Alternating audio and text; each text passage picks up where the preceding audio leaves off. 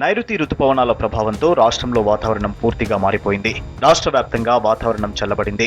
ఆదిలాబాద్, కొమరంభీం, ఆసిఫాబాద్, వరంగల్, హన్మకొండ జిల్లాల్లో మోస్తరు వర్షాలు కురిశాయి.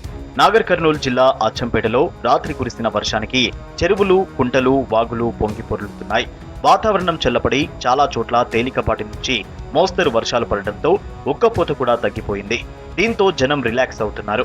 ఇప్పటికే రాష్ట్రమంతా నైరుతి రుతుపవనాలు విస్తరించాయని వాతావరణ శాఖ ప్రకటించింది.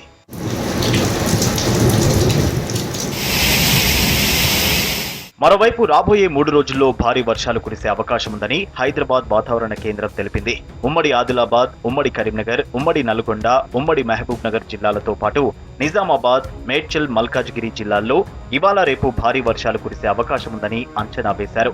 వీటితో పాటే మరిన్ని ప్రాంతాల్లో ఈ నెల 22 వరకు భారీ వర్షాలు కురిసే అవకాశం ఉన్నట్లు వాతావరణ శాఖ అధికారులు చెబుతున్నారు. హైదరాబాద్ సిటీలోనూ భారీ వర్షాలు పడే అవకాశం ఉందంటున్నారు. రాష్ట్రంలోని కొన్ని ప్రాంతాల్లో ఉరుములు మెరుపులతో వర్షాలు కురిసే ఛాన్స్ ఉందని చెప్పారు.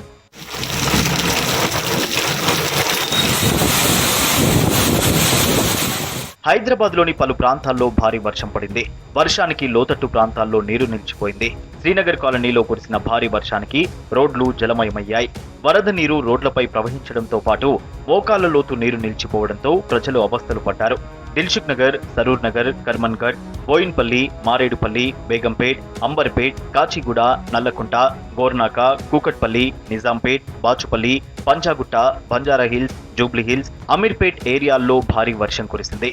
మీర్పేట్, బడంగ్పేట్, బాలాపూర్, గుర్రంగూడ, ఎల్బీనగర్, బీహెచ్ఈఎల్, తార్నాక, ఉప్పల్, నాచారం పరిధిలో భారీ వర్షం కురిసింది. హైదరాబాద్ లో 2 రోజుల పాటు వర్షాలు కురిసే అవకాశం ఉందని వాతావరణ శాఖ అధికారులు హెచ్చరించారు.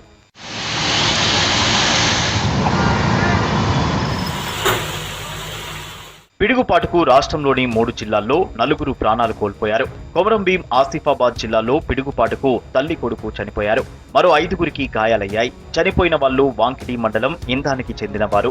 వీళ్లంతా వ్యవసాయ కూలీలు. పొలం పనులు చేస్తుండగా ఒక్కసారిగా భారీ వర్షం కురిసింది. దీంతో దగ్గరలోని చెట్టు కిందకు వెళ్లారు. అదే సమయంలో పిడుగుపడటంతో నాగుబాయితో పాటు ఆమె 7 ఏళ్ల కుమారుడు సెండే విష్ణు చనిపోయారు. గాయపడిన వారికి ఆసిఫాబాద్ ప్రభుత్వ ఆసుపత్రిలో ట్రీట్మెంట్ అందిస్తున్నారు.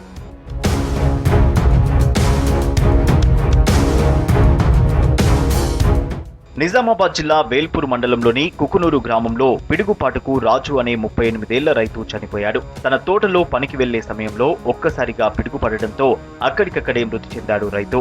ఖమ్మం జిల్లా ఏన్కూరు మండలం జన్నారం గ్రామం దగ్గరలో పిడుగుపడి 16 ఏళ్ల వేణు తీవ్రంగా గాయపడ్డాడు. హాస్పిటల్ కు తీసుకెళ్తుండగా మార్గ మధ్యలో చనిపోయాడు.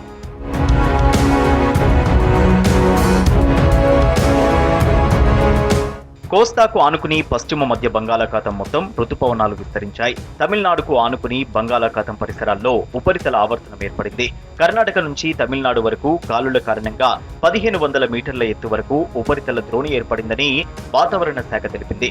దీంతో రాష్ట్రంలో రుతుపవనాలు పూర్తిగా విస్తరించడానికి అనుకూల వాతావరణం ఏర్పడిందంటున్నారు వెదర్ ఆఫీసర్లు. దాని ప్రభావంతో వాతావరణం చల్లబడి వర్షాలు పడుతున్నాయన్నారు.